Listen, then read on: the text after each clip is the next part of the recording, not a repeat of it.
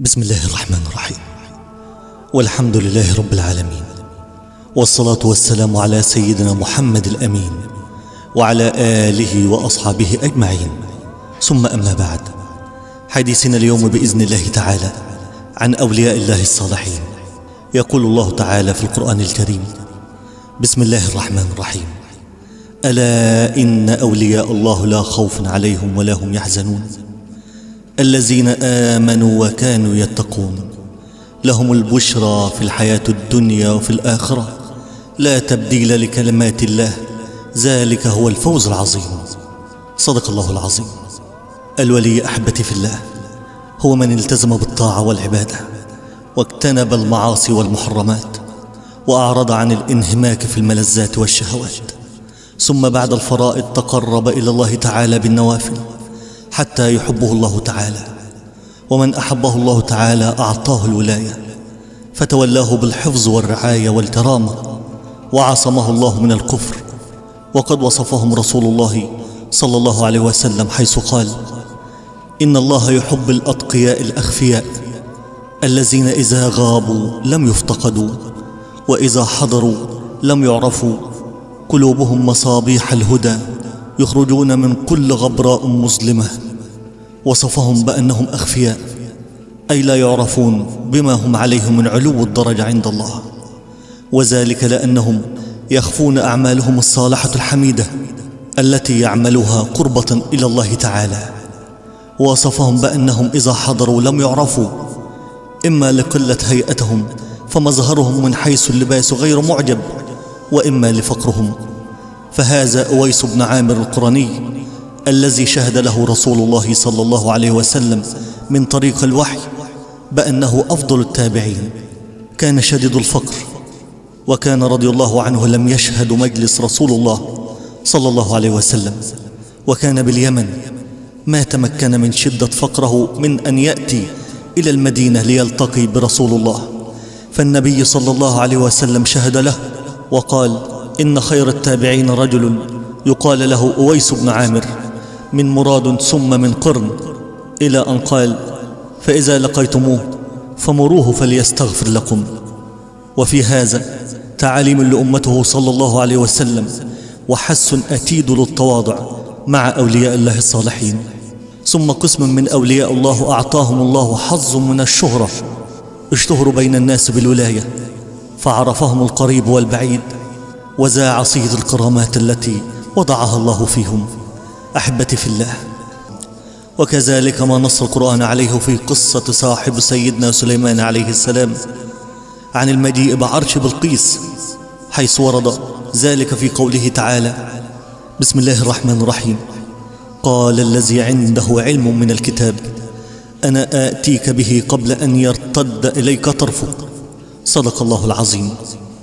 أما الأدلة من السنة فكثيرة. فعن أنس أن أسيد بن حضير ورجل من الأنصار تحدث عند رسول الله صلى الله عليه وسلم حتى ذهب من الليل ساعة في ليلة شديدة الظلمة، ثم خرج وبيد كل منهما عصا، فأضاءت عصا إحداهما حتى مشي في ضوئها، حتى إذا افترقت بهما الطرق أضاءت عصا الآخر، فمشي كل منهما في ضوء عصاه حتى بلغ أهله. رواه أحمد والبخاري. وحكي أن الجنيد جلس يتحدث في الناس، فوقف عليه غلام ليس بمسلم متنكرا وقال له: أيها الشيخ، ما معنى قول رسول الله صلى الله عليه وسلم: اتقوا فراسة المؤمن فإن المؤمن ينظر بنور الله تعالى؟ قال: فترك الجنيد ثم رفع رأسه وقال: أسلم فقد حان وقت إسلامك. فأسلم الغلام وقال: أشهد أن لا إله إلا الله وأشهد أن محمد رسول الله. أما امتيازاتهم عند الموت فإن ملائكة الرحمة يأتوهم وهم يشاهدوهم فيجلسون منهم على مسافة، ثم يأتي ملك الموت فيبشره برحمة الله ورضوانه فيقول: أبشروا برحمة الله ورضوانه. ثم يوم القيامة لا يحصل لهم أدنى خوف ولا أدنى فزع حين يفزع الناس، لا يتأذى بحر الشمس الشمس يوم القيامة ما أشد حر منها في هذا اليوم، ولا يصبه ظمأ ولا جوعا ولا حرارة شمس، لا يصبه أدنى نكد، بل ممتلئا سرورا وفرحا.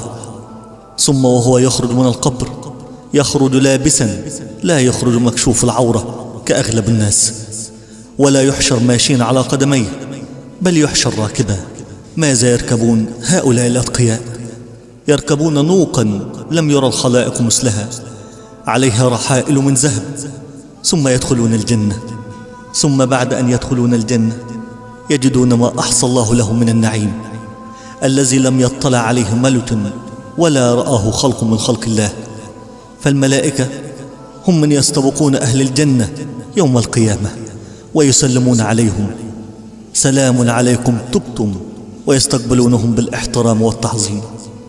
أحبتي في الله، قد صدق من قال: لله قوم إذا أحلوا بمنزلا حل السرور وصار الجود أنصار، تحيا بهم كل أرض ينزلون بها كأنهم لبقاع الأرض أمطار. فهنيئا لمن عرف في هذا الزمان عالما وليا صالحا، وانتهل منه من الخيرات والبركات، وعرف قدره وتأدب معه واقتدى به. لأن أولياء الله وصلوا إلى ما وصلوا إليه بصدق محبتهم لله ولرسول الله محمد صلى الله عليه وسلم. اللهم اجعلنا من أوليائك ومن أهل طاعتك، وعطف قلوب أوليائك علينا، إنك على كل شيء قدير. وأقول قولي هذا وأستغفر الله لي ولكم. دمتم في أمان الله. إن الذين قالوا ربنا الله ثم استقاموا تتنزل عليهم الملائكة ألا تخافوا ولا تحزنوا وأبشروا بالجنة التي كنتم توعدون